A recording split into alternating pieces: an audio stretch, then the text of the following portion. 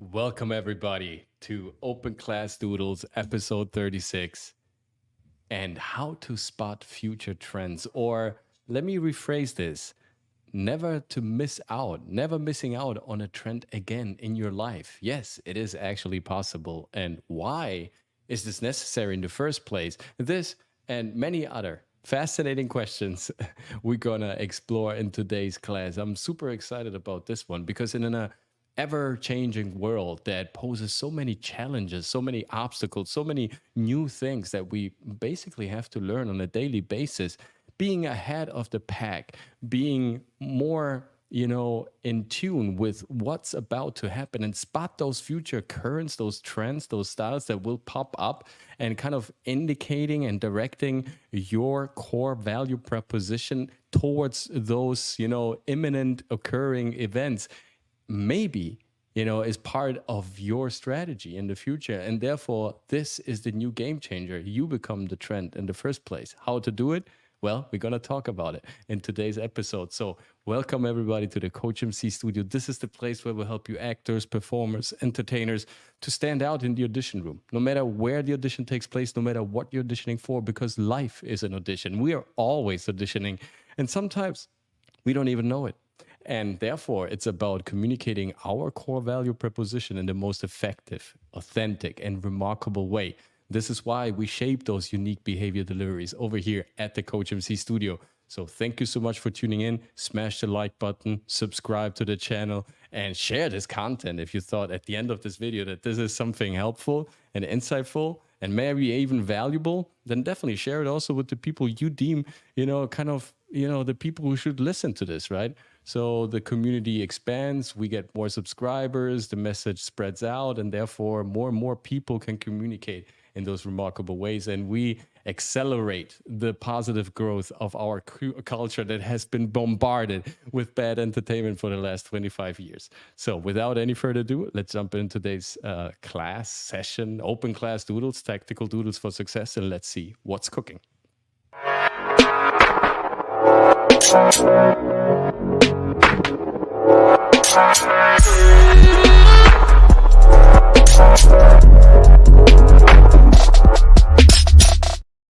Welcome, Chad. Welcome, everybody, to another Open Class Doodles. It's always an exciting appointment to sit around with you guys and taking this time also out of our schedule over here at the COACHMC studio, because we're not only a YouTube channel, we're, also this acting and performance studio physically live down here in South Beach.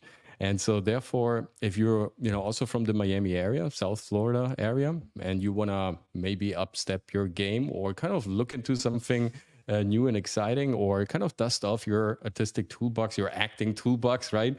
Kind of refresh your fire bundle, give new oxygen to the flame, definitely come around. Or let's set up a virtual meeting. Hi, Rosita. Hi, Laura. Let's talk about a discovery session as well, right? Today, I think, like I said in the beginning, this is a crucial topic, right? A trend. Because a trend is more than just what seems to be something that we buy or consume. A trend is something we live by, right? We don't even realize how important and how saturated we are with the idea of following a trend or not following a trend, which could be another trend. So therefore, we're always caught up in these polarizations, in these dualisms eternally, right? Throughout our existence. And that's, in a way, already kind of part of this idea that, hey, if there is something that is reoccurring all the time, why don't you make strategic use of it instead of fighting it? Why don't you take advantage of that instead of always complaining about that? Why don't you turn this event around in your favor? Once you can anticipate it, prepare to it, be outstanding when it occurs, and definitely take advantage of that kind of, prophetic, way of installing yourself as already someone who needs to be there, who belongs to the place, to the room where you're auditioning. Because most of the people, when they audition, no matter what we're negotiating, no matter what we're auditioning for, no matter what we're communicating or selling, we always come in a needy position. We get through that door and it's like, hey, please, right? We try to battle that. And sometimes it kind of works because, of course, success gives us more confidence. But usually, even on a very successful level, we are always kind of prone to obey to the status quo. And therefore, we always go in a lower position and a lower status. And over here at the COACHMC studio, we kind of love to give you the tools so that you don't focus on that anymore. So that won't happen anymore. So every room is your audition. Every place where you go is your communication. Everything that you present is your natural habitat, even if that's not, you know, quote unquote, your studio or your home or your headquarter or your country even. So it's kind of bringing this value proposition wherever you go. And a trend can help us to understand, what are these people always doing? What is the industry always repeating? Are there any historic or like cycles that come back and that we can understand people are always in need and search and you know, and always looking for something very specific at the end? So I thought, hey, why don't we start from something truly primeval? Like, if you think about your, you know, you think about who we are on a human level. What is it that we want? Right? It's very easy. What is it that you feel like every human being wants? Is there anything that you can say is like, besides products, besides entertainment, besides the usual chit chat and the noise and yeah, the dopamine rush that sometimes we need? Strip that away. What is it that we all want on a core level? And I truly believe that 8 billion people, even we're so completely and dramatically different, at the end, all these 8 billion people want pretty much the same things. So here it is. The top 10 that, you know, things people desperately want more of but can't seem to get. Now, this is very interesting. Can't seem to get. So they're always searching for something. They can't really get it, right? It's always right there, right in front. They could almost, and then, no, it doesn't really work. In the end, they always collapse. They can't seem to get it. Already there, in the way the sentence is phrased, it's very interesting what they implement. They implement here that in the end, all these things that we all define as trends, is you know, very important to our lives and all that. All these things are actually very volatile and at the same time all very basic. It's good to see you too, sir. John, thank you so much for joining. Trends, and never to miss out on a trend. Understanding how humans think, how humans thrive, what they believe in. This is the trend, because in the end, that will always kind of indicate where they're going with all this. And just the way, of course, we wrap it up. We build a nice, you know, kind of paper around it so we can sell it, because we know content is king, but the context is the kingdom. So, number one, if you could say in one word what you want more of in life, what would that be? Write it down in the comment section. And also over there on Instagram, on Facebook, if there's one thing, if you could say it in one word, what you want more of in life, what would that be? Like, what is the one thing that you want more of?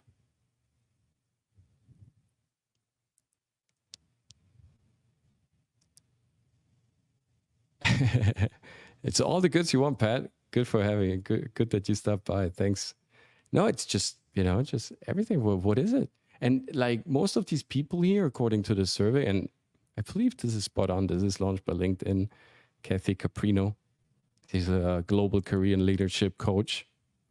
And, it's a good trainer. Of all the things people indicated they want more of, the following were the 10 most frequently mentioned. And so here's my take on what's missing in life and work today and why we can't get enough of these precious ingredients. So, number one, happiness. That's going to be always a future trend, guys. As actors, as performers, as entertainers, the most difficult thing that you can achieve, I think there are three major things as an actor that are the hardest to achieve as a performer. To make people really laugh, and not just telling jokes. Acting is not just about telling jokes and make people laugh. It's not always stand-up. And by the way, great comedians, they are not just telling something, they're also showing something. It's about really impersonating humor. And humor is based on many things: rhythm, physical behavior, sharpness, speed, and all these things. You can produce that. So if you're a performer, you know that the most difficult thing to achieve is happiness for the audience. That will be an ever blooming trend. That flower will never decay. People will always be in search for somebody who gives them happiness, somebody who makes them laugh, somebody who makes them smile, sometimes, even make them think about stuff. Happiness and having control over your actions, right? Just being there in the room and enjoying someone doing something exciting, or watching him on TV. That is one of the factors that make us human. So we will always strive for. That will be a never-ending trend. Happiness has become so hard to achieve and even harder to maintain. In my work with over 20,000 professionals around the world over the past 16 years, I've seen that happiness continually escapes them because first, they don't understand specifically what will make them happy. They have a vague idea, but not a specific, concrete understanding. And the bar to happiness keeps moving for them. Sadly, they often don't seem to know themselves well at all. This is why good entertainment, like we had till the 90s, ladies and gentlemen, good entertainment is so essential and as a culture, and kind of letting people understand while they're enjoying this entertainment who they really are. And I mean, of course, this sounds like so grand and so world. No, I don't mean it's so important. Who we really are has many facets.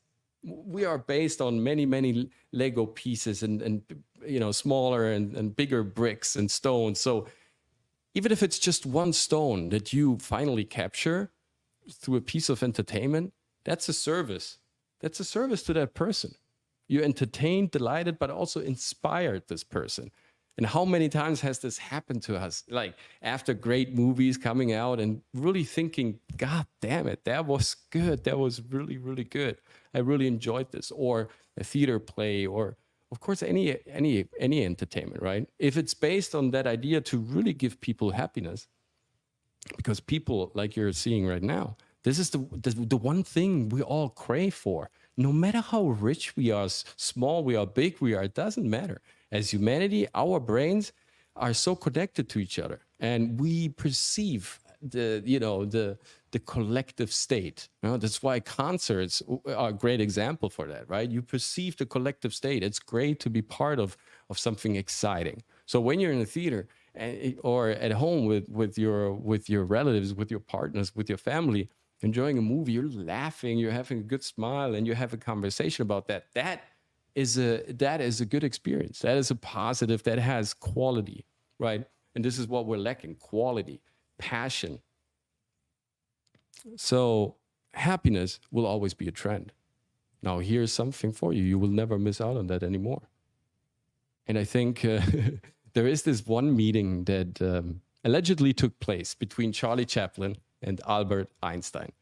And Albert Einstein met Charlie and said, "I really admire your work. You don't say a word, everybody understands you, and you have a lot of success." And Charlie Chaplin said back to Einstein, "Well, I admire your work even more. You say a lot of words, nobody understands you, and still you have global success." And so this counterpose, right, of two people who are making people happy, Einstein in his way and Charlie Chaplin is, in his way, still they were spreading hope, inspiration. They were making people happy about something. They could, they kicked off a series of events that were dramatically, influential to create new trends, both in the scientific and of course also in the entertainment sector. So think about how you can make people happy, how you can make them even more happy. I see a lot of comedians, a lot of stand-ups, and the jokes are good. But the thing is, it's when you tell a joke, it's not about the word itself. It's about the relationship to your word.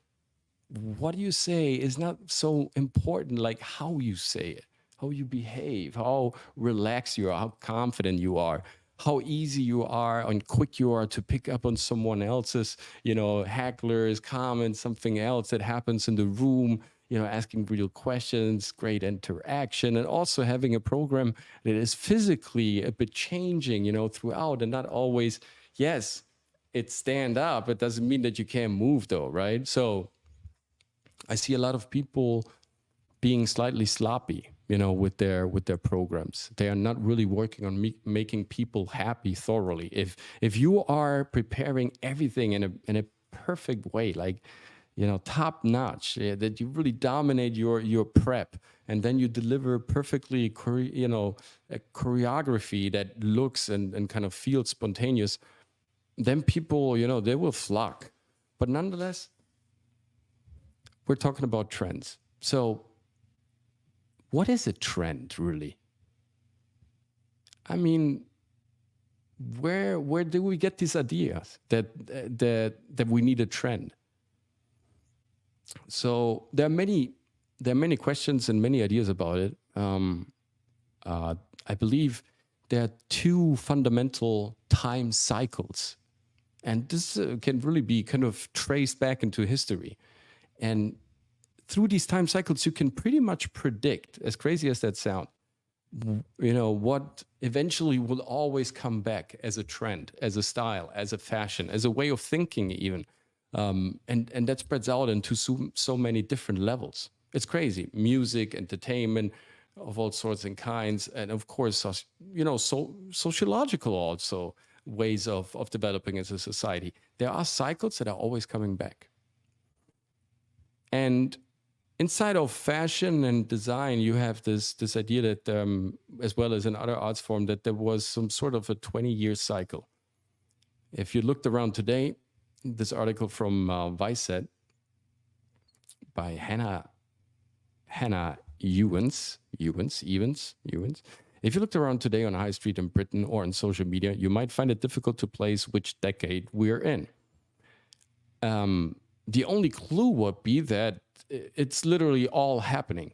Every trend, every era, every reference is happening everywhere all at once. I agree. Colors, fabrics, cuts, themes, energy. We've been edging this way since 2020.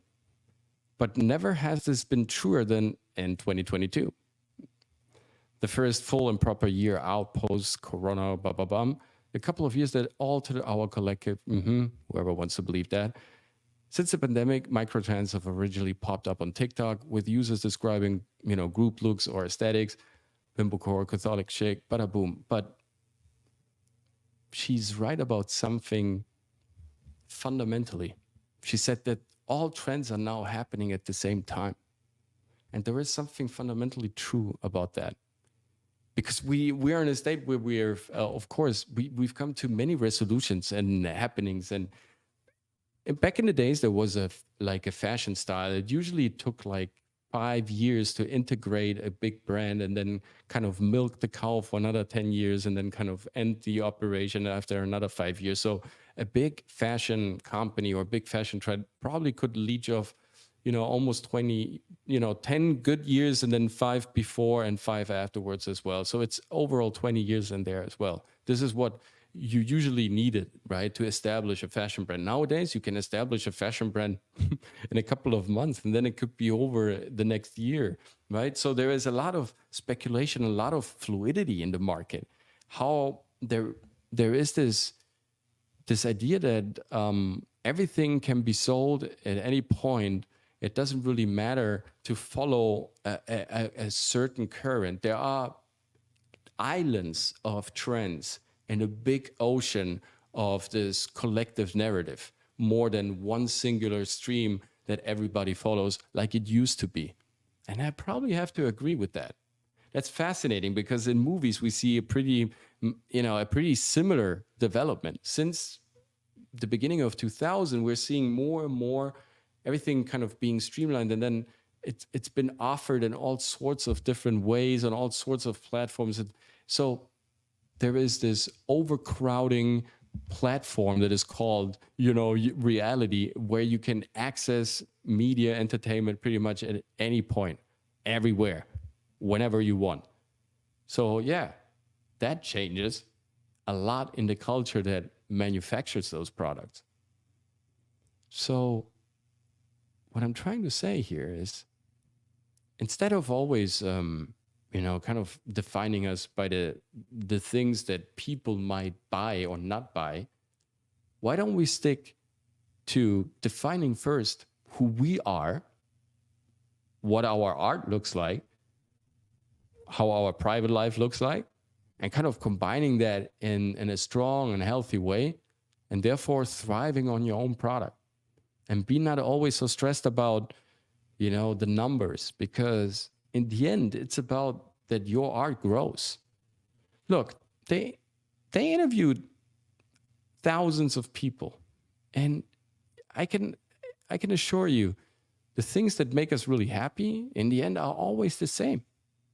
Here we have happiness in first place. Second place, it's money, because not having enough money for our time, the things that I want to do, the money gives us the freedom, of course, to move around, to travel. Here we have the freedom on the third place, having the freedom to find and pursue my true purpose and being able to live and work as I want to. Freedom, we all want it, yet so many people I met are resistant to doing what's required to get it. Absolutely. If there is a trend, it's giving people freedom. It's understanding how you can help them to find their inner freedom in life and in everything else that they do. They will be forever grateful.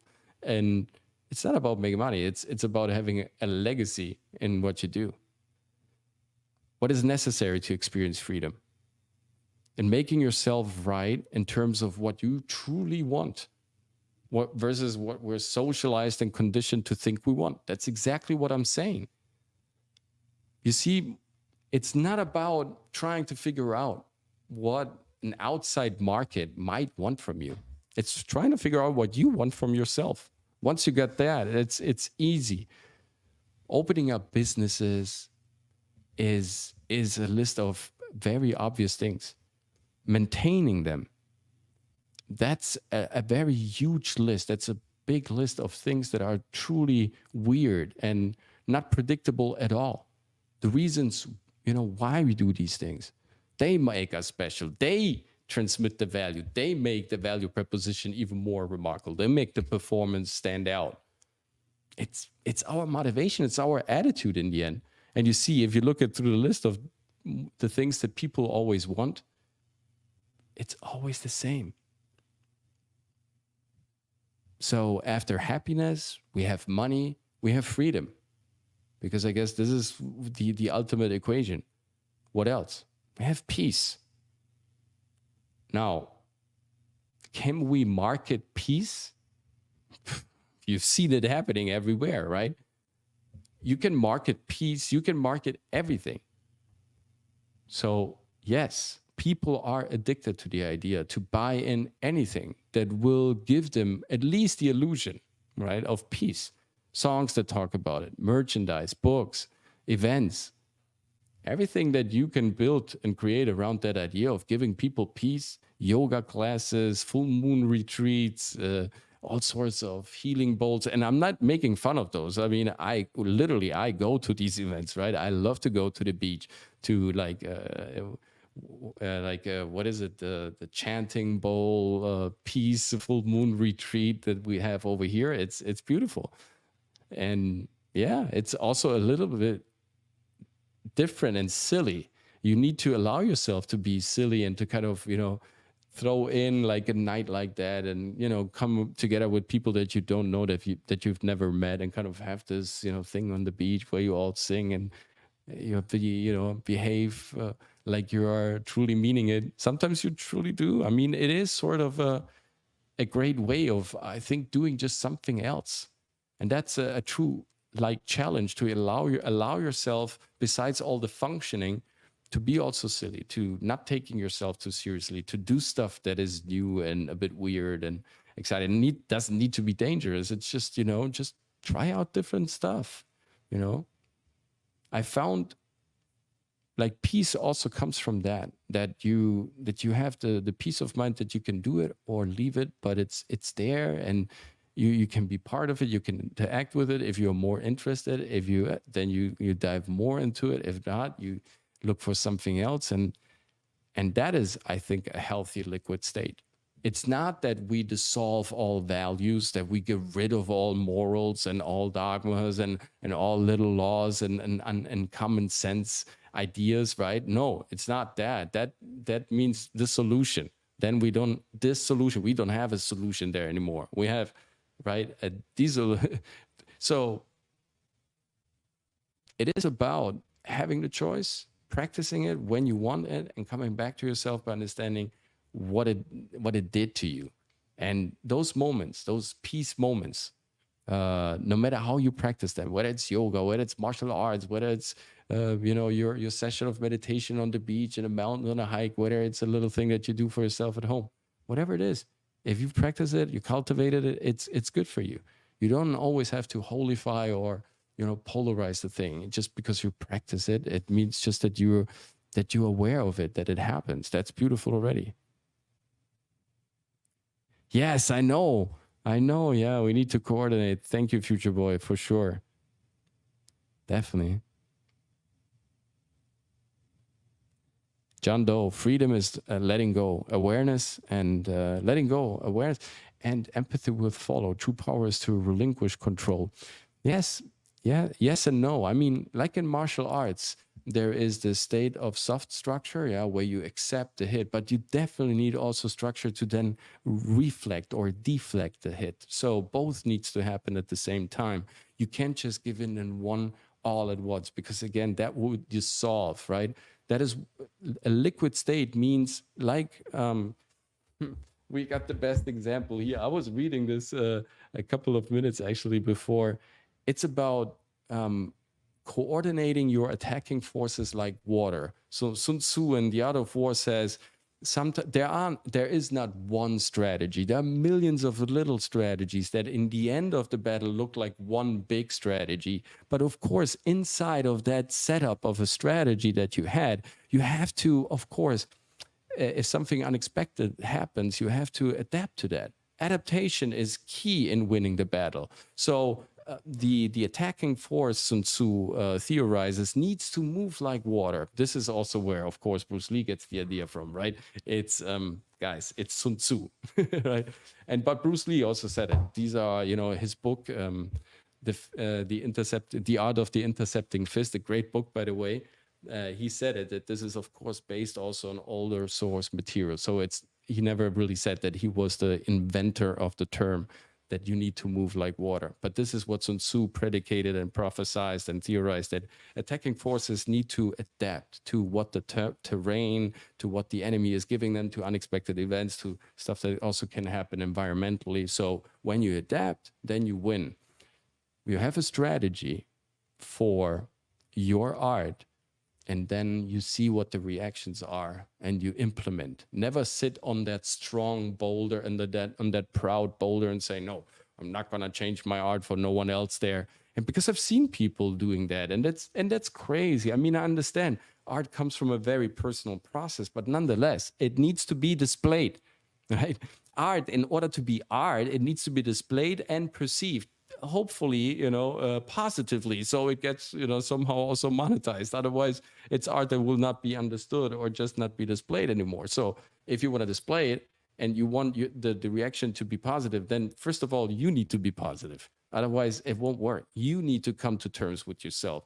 with your happiness, with your state of liquidity, with you adapting, not dissolving, having your true standards, your moral values, have that spinal cord, install that. That's your bigger arch narration. That's your overarching hyperledger type of strategy. But inside of that hyperledger strategy for your career, for your life, for your personal growth, for your self-improvement, inside of that dome, ding dong, you have, of course, many veins of adapting little states and reasons and events that you reacted in different ways to according to what you deemed in that moment to, with all the information that you could collect, with all the training that you had previously, with all the pattern recognition that you accumulated before, you had the whether appropriate or less appropriate reaction to it. If it wasn't appropriate, well, of course, take notes, learn what the matter was, and then implement it in the next one. If it was appropriate, now positive pattern recognition. Hey, this does work.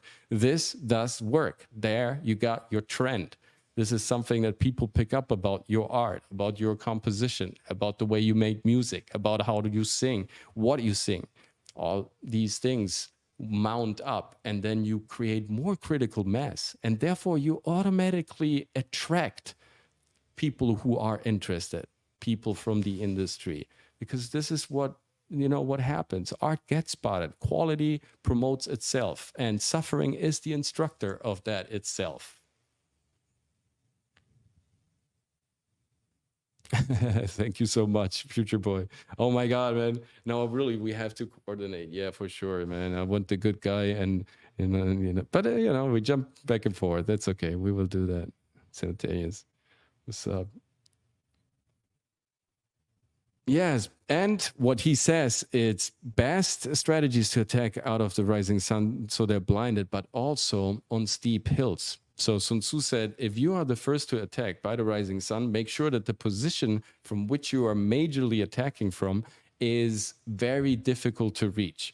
So you make it even harder, right, to kind of control the position from the counter force. That means that when people have a strategy that is too easy to adapt, then of course you will have to continuously come up with something new. If you from the start plan and implement something that is truly difficult, and for everybody to see that it is, think about breakdance, right? Just for a second. Think about like the final breakdancing round for the World Championship. What you see there is absolutely nuts, right? What these people like do with their bodies, you know exactly that the preparation that went into that act is absolutely top notch. They're just little things that, decide whether or not you win, but you're already kind of part of, of the world class. So that type of performance doesn't need any questions anymore. You know exactly as a person who perceives it. That's why the art needs to be perceived. Whether you like that art form, it doesn't matter. You will invest in it if you realize that there is potential value to it. And that is the power of great art. The other day, I went to Naples. We've been in a gallery, and just the way, we talked about art with this gallery owner or one of the managers there, that he knew exactly that I was an artist by the way I was talking about art. And so therefore our discussion was already like kind of set. I didn't need to sell anything. He was aware of the fact, and still we could talk about other stuff, which made the whole, meeting great. And so it was really like an exchange. I wasn't focusing on selling. I was just listening to what he was saying, and we were kind of having a beautiful conversation with this nice person. And he even excused himself for a phone call, came back, and he really meant it. And so in the end, I was just asking, it's like, hey, would you like to see my art? And he's like, sure. He gave me his business card, and that was pretty much it. He said, and he even like exemplified and, elaborated, say, just by the way you talk to me, I know that you're probably a good artist, so I want to see your stuff. Yeah, send it in. So, and that was, and then of course we talked a little bit about the conditions of the gallery and everything, but that was basically it. So I was not trying to sell. I was not trying to build a trend or anything. I was, kind of appreciating and sharing the culture and making him part of what I've, did and how I did it, and kind of letting him understand how I perceive it.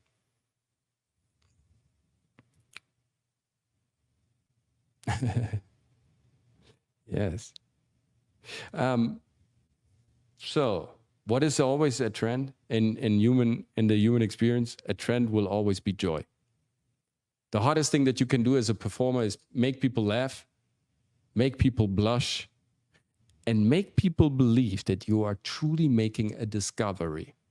It's one of the hardest things as an actor to really convey that moment that you are making a genuine discovery, right? Because discoveries are one of the most beautiful things kind of to experience as a human, like discoveries make us.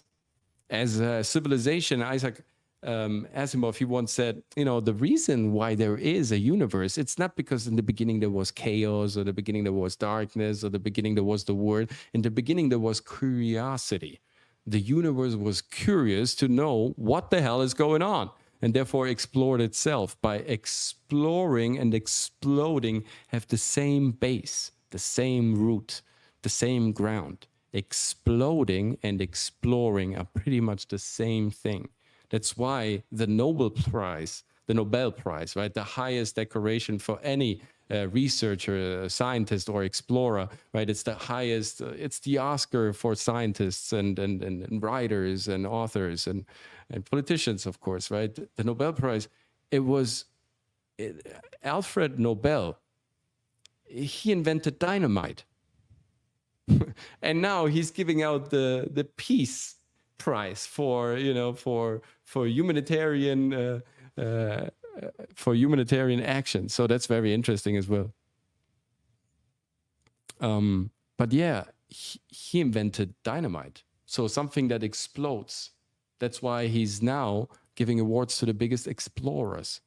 And entertainment that is based on exploration, adventure games, songs, everything in that matter, it gives us a fantastic, opportunity as humans to go on a quest.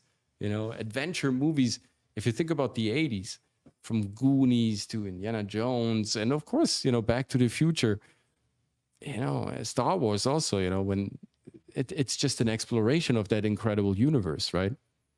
So a never-ending trend will be to explore something, to make people, believe that you're making discovery, or make them have a discovery. That's why conspiracy theories and all sorts of, scientific research is interesting, and all sorts of, personal investigation, on certain topics is fascinating to us, because we love to discover, because it is a very childish reaction that we have in our brain when we discover something new. It's that joy moment, right? It's life happening again, right? When a kid is kind of growing and building its neural patterns and kind of that record, the pattern recognition, its environment, like everything is joyful. That's why they're laughing so much, because it's fun to kind of upload the program and see everything being tagged, and then it has so many names and so many impressions. A kid literally gets the program downloaded in its brain when it grows, right? And so therefore it laughs, right? It's joy to discover something new. How to find the right role or career for me now that will bring joy to my life and work, right? To absolutely find something that really belongs to you, gives you joy.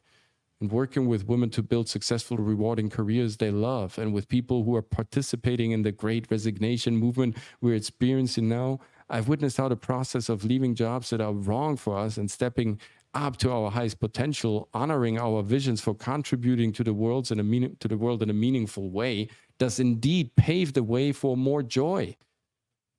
That's literally what we're saying over here at the COACHMC studio all the time. It's so important. So fundamentally important for us to not always search for our purpose, but to have purpose in what we do. They're two different things.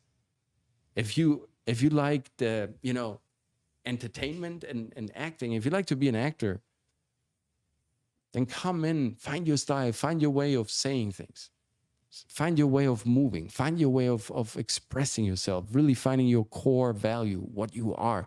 As a singer, the same thing. It's not about the trend. It's about fleshing out you, like giving your, full admission to everything and discovering as much as you can, because these discoveries these, these constant new little and big, of course, challenges that will occur along the way, they will make you stronger, better, and happier. So joy, having joy and having an environment that that is mirroring that joy and giving you joy back, and being surrounded by good people, knowing what you do. That's the stuff people will always look for. A never-ending trend. Number 5. Balance. This is truly interesting. Balancing my need, desire for flexibility while making enough money and having the benefits I want. I'm not sure what you think, guys.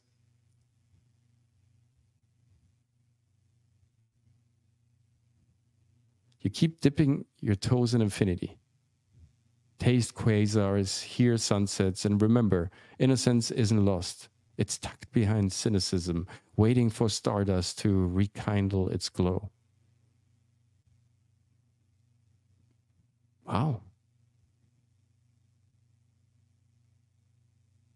Wow, beautiful. I'm out of words, man. You've done it. Ding dong, you're out of words. Another public service announcement by the COACHMC studio. Once a year, when this happens, we give out free hugs. Free hugs. Out of words. Ding dong. I like creative outlets. Well, creative outlets. Do you mean inside of yourself, or like physical, like real creative outlets in your environment where you live, or how do you usually,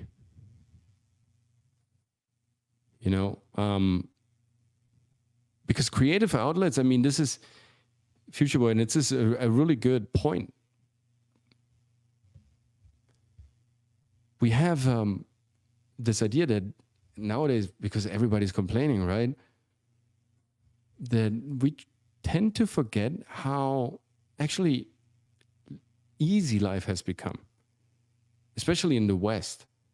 But yes, even in countries where we never thought of that there would be some sort of order, actually more and more places on Earth that even 20 years ago still were super chaotic and ungovernable and absolutely crazy and all over the place are getting more and more, quote unquote, civilized, even though it's not always necessarily like a positive thing, right? If we think about Berlin or London, speaking of trends, this is all totally, topic related. Paris, Milan, especially London, New York, and Berlin. I believe that if you look at the stuff that's coming out of these cities, respectfully to what the trends were in the 60s, or even, back in the 20s, or even before that in the other century, in the 19th century, like London, Berlin, Paris, there were always these, it was the big holy triangle of Europe. These cities were dominating the cultural market in Europe. These cities were trend-setting whatever needed to be, sold. They were completely driving the culture. London was a town that was just, booming over with music in the 60s, 50s, and the 70s even, right? And Jimi Hendrix went to London to, finally start his career. It was crazy. The same thing, Berlin was like the thing that the wall was there, of course, was I've experienced it. I was there, so it was like a crazy thing, but it's very weird what I'm about to say, but somehow that blockage of energy, and of course it was a dark energy, and by no means it was something positive, but somehow that strong friction with belief systems and that division that happened, that scar in the middle of their own city, somehow that kind of created incredible art on the other hand, because it was such critical mass that they were receiving from these events, from these political situations. So in the 60s, Paris, London, Berlin, highly creative, super influential, streets, with no end, with vintage stuff to buy, wear, music coming out of every corner, super wild cities. Now you go there, they're clean, right? They're all cleaned up. They're all financial centers now. They're all, there is still some art left, but it's all gentrified. It's all cleaned up. There is not really any fire bundle, any trend coming out of these cities anymore. There's nothing really that you think, oh yeah, when is it the last time that you really thought, oh yeah, this is a trend? It's not there, right? So the article from Vice was actually spot on.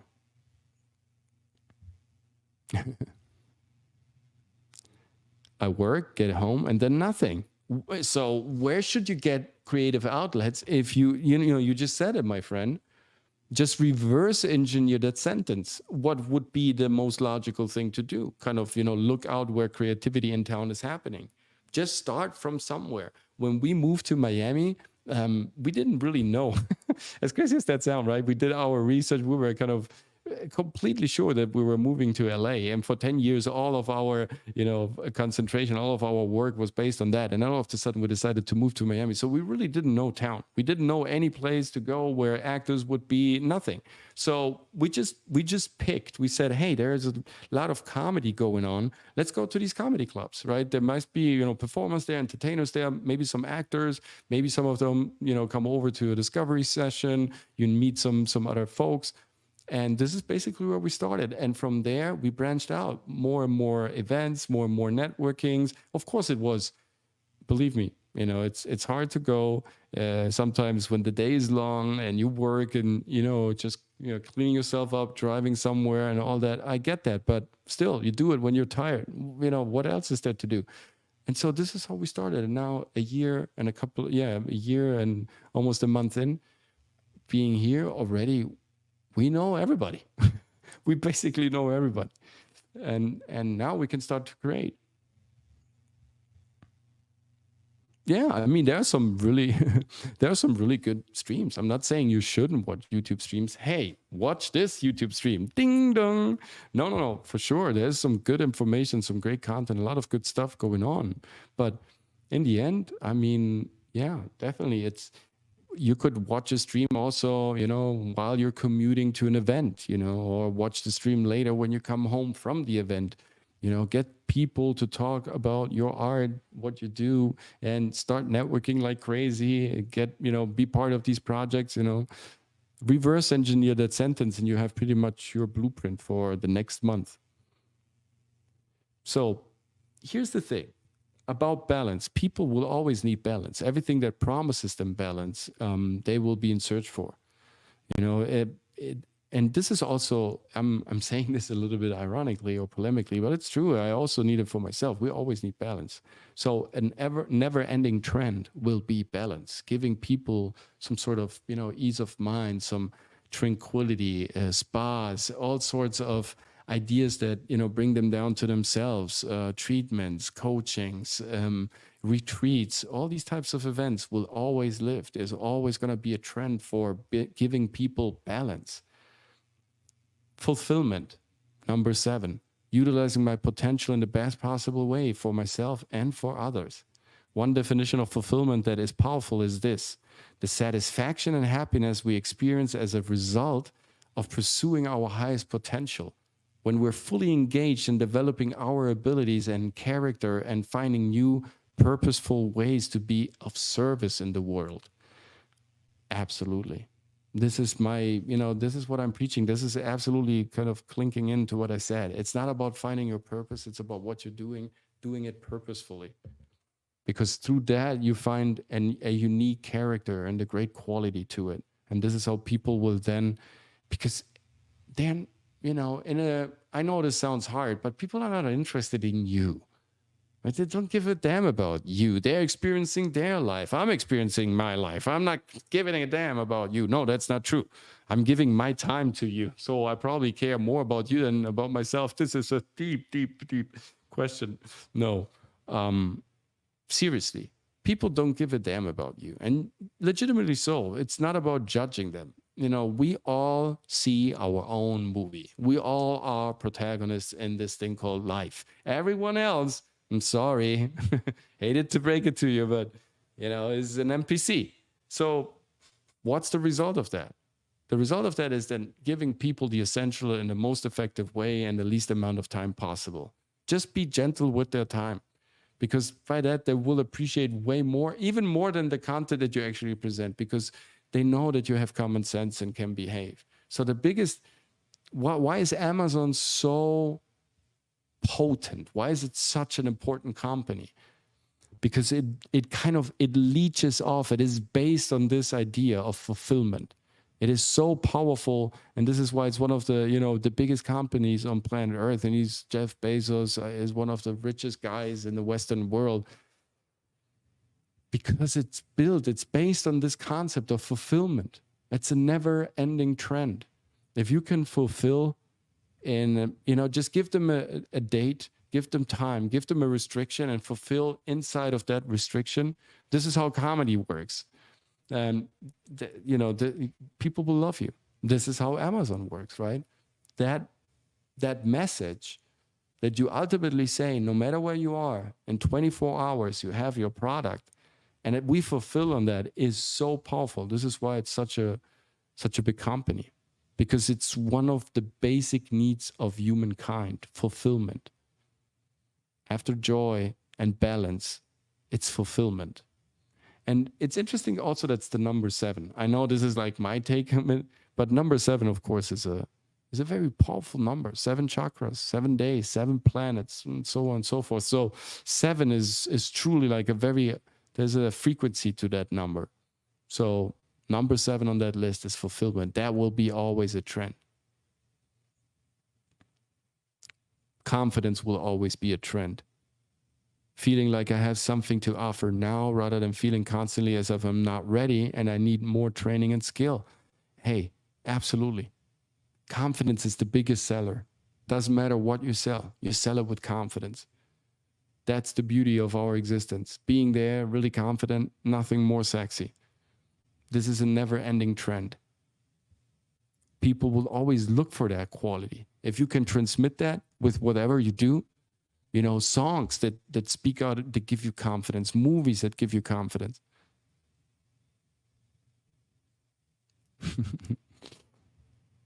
Future boy, plenty of cash, plenty of time off, plenty of sad time.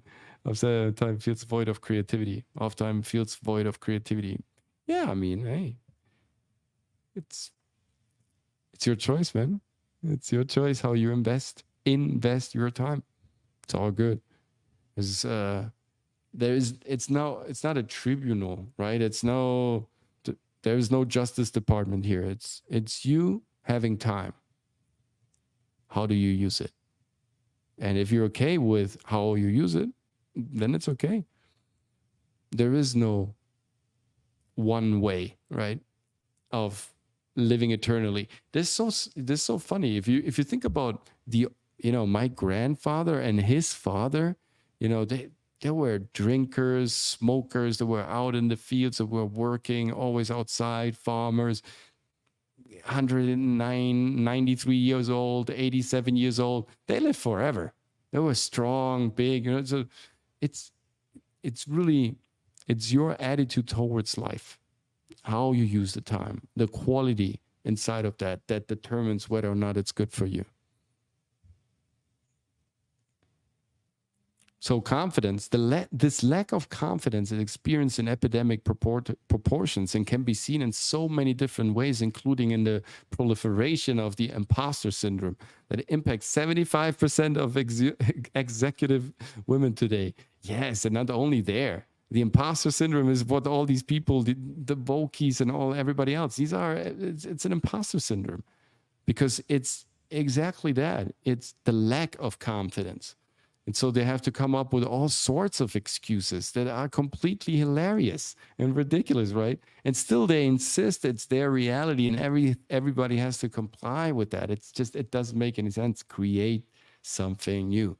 They want to create a trend by basically negating everything that is common sense, right? And that is not a trend. That is destruction. So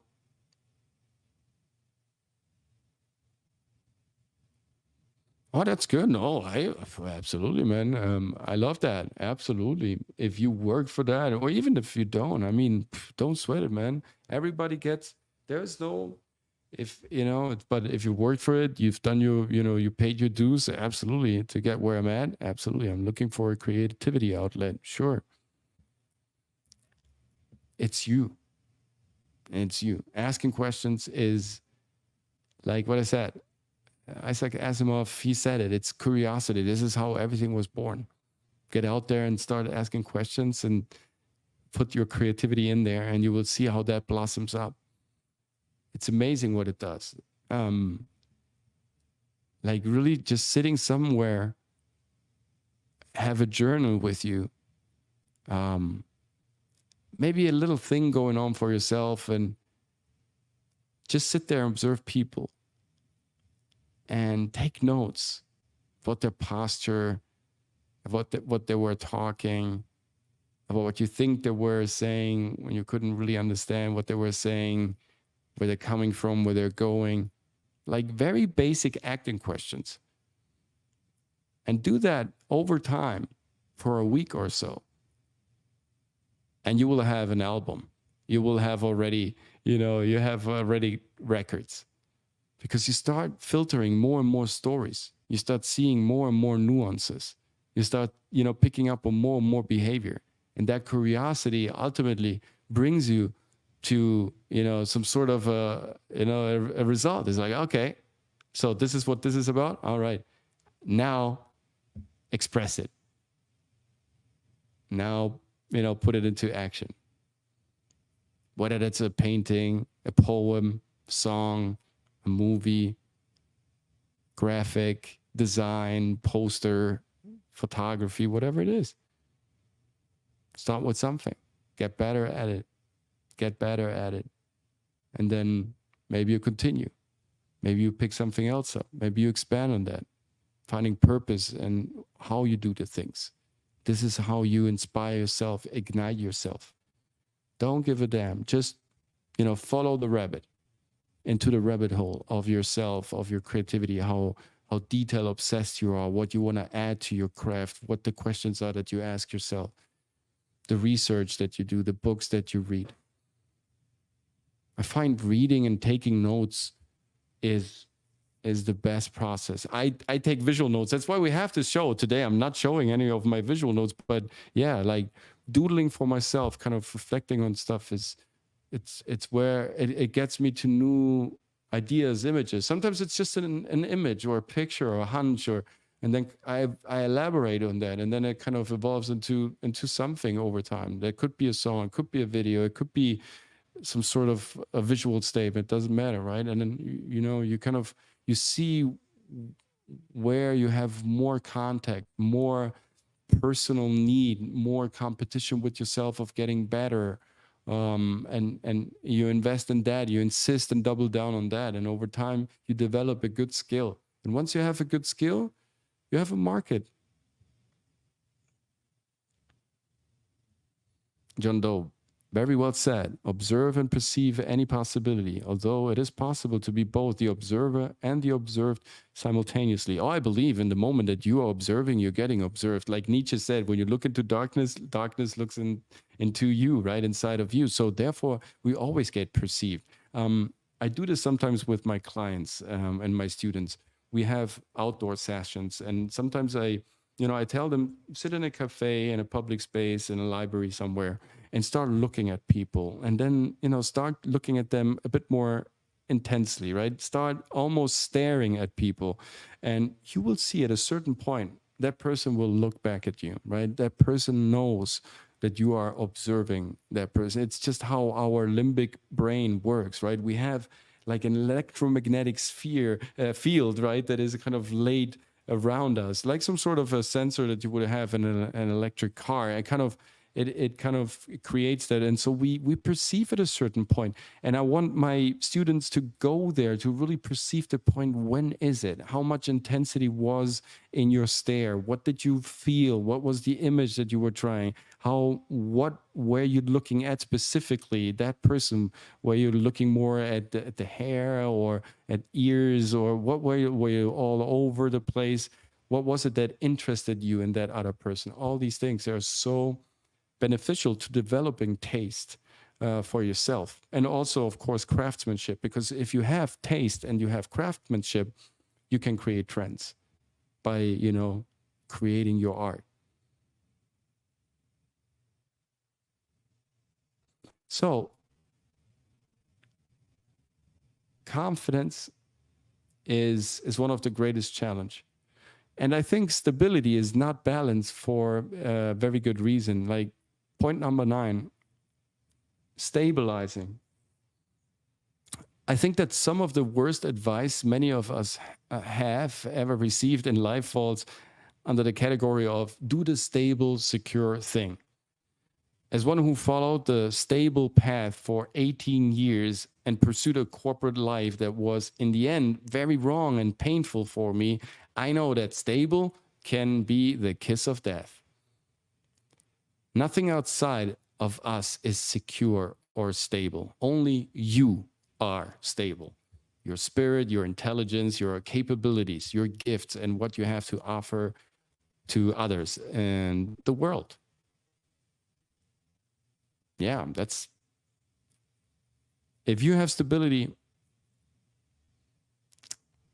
nothing will shake you. Yeah, maybe shake you, but nothing will break you. And if you have, maybe that's the way to put it. Stability for a certain amount, is good. If you have too much of it, you become stiff and you break, or you become stagnant. And that's the end, right, of art. So again, you need to be in that liquid state. You need not to be afraid of it, or just, work with it. Understanding that fear is false evidence appearing real. It's never as bad as you picture it, as you imagine it, as you just go for it. You don't have to be afraid, Fear can be also, fear of something and run. No, you don't run. Stay. Work with it. So stable is good if you are stable in the process of, kind of navigating this liquid entertainment wave. Then it's good. If you are stuck, if you're anchored to the ground, if you're a range of motion, for example, you want to be an actor so hard, but you can never go to the auditions because during the week you have to work, 9 to 5. There are just so many auditions happening at night, and it's never getting to a point because you're afraid of leaving your job. Now, at a certain point, you have to make the decision, and that decision, believe me, right? It happened to me as well. That decision will trigger something in your system, right? Because when you're really discovering something new and going where it hurts the most, this is where your future success comes from. This is what needs to be built inside of you, the character. That is the trend. So to give people stability, to give them peace of mind, but also concentration, focus, and the right knowledge in order to prevent severe impacts, and to always bolster what they have to go against with, to give people that, whether it's through your art, through teachings, through a podcast, like a physical coaching session, some sort of a meditation, whatever it is. It's a trend that will never be, it's not a trend. It's a human condition. It's something people need. And they need passion. Last but not least, they need to be inspired by how you do things. It is significant. Any and all. Any is infinite and potential and possibility. All is finite and limited. Yes. Is the 5 senses. Beyond is the event horizon. It's infinite. Yes, absolutely. I mean, metaphysics from Aristotle, I kind of, works around this concept that there is this immovable mover of things. And that immovable mover of things can't be understood. He is there to move the things. So the consequences, those you can observe and understand, or kind of, trying to understand or decipher for yourself, or at least kind of have like a stable value for yourself, what it means to be alive. At least that, right? I mean, this sounds very philosophical, but in the end, of course, God, the Almighty, can't be comprehended. But the consequences of the actions that that can, of course, that's why we're here. And entertainment can help us to do that, to get closer to that experience. And everything that works in that perception, will always be a driving factor for the market. It's, the thing that it's okay to be finite. It's okay to be part of that little construct and exploring that and exploiting that as much as we can. That gives us freedom as well. Because we know the better we do our job over here, the better the overarching construct will, thrive and the ecosystem will thrive through that. It's a little bit like blockchain. It's actually the exact same thing. A blockchain is not only a currency, it's a way of understanding information. And so it can only thrive when it has, a lot of validators and a lot of exchange of information. And the more validators they are, the bigger the blockchain becomes in terms of, of critical mass. And the more, value it will appreciate, the more precious it becomes, just because more are part of it. So the collective makes you grow, and it stabilizes the overarching, of course, construct. But inside of that construct, the communication can be totally abstract and different. The different currencies and different projects and the different protocols inside of that single blockchain can do different things. I can create art on it through NFTs. I can, sell my art and kind of let it verify and validate through smart contract. I can, seal the transaction with a currency that I've, borrowed from an exchange or from a swap exchange, and therefore I need maybe another blockchain to interact with me. So inside of that overarching structures, there are many little transactions, and the more transactions we have, the more precious the network becomes. The bigger the volume, the stronger it gets. That's the fascinating aspect. A little bit like internet, only in 4 dimensions, if you want to call it so. And so our mind has the capabilities to expand. Maybe our body doesn't, but our mind can reach out to the realms. So people sometimes feel the restriction of their physical container. And I understand why, because we are so dominated by the idea that everything is material, right? And everything is materialistic and low vibrational. And so we define this as the ultimate frontier, the ultimate horizon. We're looking always for the smaller particles where we don't comprehend the bigger overarching structure. 97% of space is still like dark matter. We don't know what it is, right? But we're so obsessed with finding 0.00001 particle of another particle that is a boson particle of something that doesn't make any sense. Why shouldn't we focus on what's so abundantly clear, that we are all connected through this? That space is the ultimate connector. That the passion that we have in this space connects us. It makes us understand where we're coming from more than our passport or any identity or race. This is why, Saturday Night Hypnosis has such a success, and all the other shows, and erotic and all the other outlets of communication where culture finds a voice, finds finally the chance to, exhaust its frustration, and then finally seeing itself also a little bit, kind of amongst brothers, finally understanding that there is a collective that understands that the world has achieved like a liquid state, and that we're about to evolve in something else, and that there is this fascination of the transition of time that makes us stressed about it, where actually we should embrace it. It's okay to be here, to do exactly what we do. That's the beautiful quest of life, and not complaining about a status that can't be reached or that is not there. Deal with what's there instead of always trying to find another excuse to not do something for something that will never occur. Because you see, this list here in the beginning, it tells us very clearly what people want more of but can't seem to get. They believe that is not attainable. That is the trick of the devil, that it makes you believe that it can't be achieved. But that's actually not true. It can't be achieved. Of course it can't be achieved. The definition of what you do next is important though, because after you achieve it, you have to understand that the cycle now has to continue. And therefore, what is the next thing and the next thing and the next thing? We must be servers of the time. We are born to serve in time. That's why it's sin. It's not because it's a sin, because it's the sinus curve. We're servers of time, agents of change. We are the climax of this event horizon called life.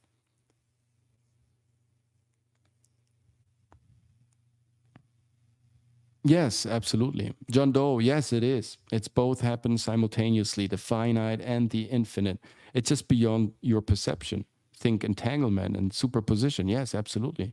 Like we have these torus fields that are continuously also, in this rotating, in this rotating cycle. So the dynamic is a complete interaction on all levels. Like above, so below, for sure. And it's all happening at the same time, for sure.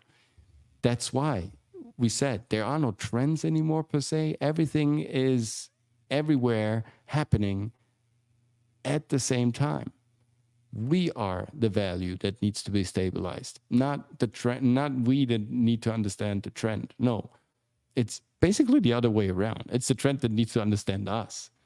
And today we have, also through blockchain and through what's coming up with Web3, an incredible opportunity to step this even further up, right? Because internet was the founding father of this, generation of connectivity that we're already experiencing, this new era of the solvents of space and borders and frontiers. That's why I think the politics is also playing with these open borders, with this idea, let them come in, flood the nations, right?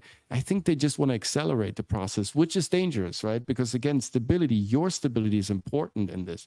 So definitely they want to play with our perception to manipulate us into something in a stream with their one, where we have to create our own stream. We have to create our own market.